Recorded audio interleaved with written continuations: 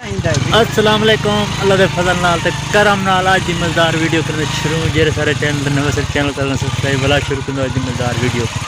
एडे दे पाओ सो पिछो नए वे क्योंकि कल बंद ही रह गया अज रास्ता मज़ेदार बनया पे जेरे चाचो है वैसे को पता है अज समय पे छोटी बाला क्योंकि ये पास तेरे नाल टैंकी सारी खराब है क्योंकि कोई बनवाने इनकी तबीयत ही बहुत खराब थी गई बारिश शायद मलेरिया थी कि लोग थक गए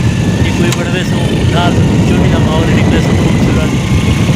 दुआ करो कि नए ना बात जो सड़ गए दे जाऊँ कलो का जो दिखड़ी में वहाँ तकरीबन पुल तेरा उनको रास्ते ब्रेक मारा लगे पास पानी ना वेना पे चल मोटरसाइकिल का ख्याल करें बंद थी उड़ा भी गए थे मैं कहना चाहिए पानी छोटा है ना तो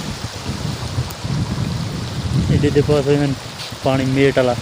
ये जो मोटरसाइकिल बड़ा होनी चंगा भला पानी थी क्योंकि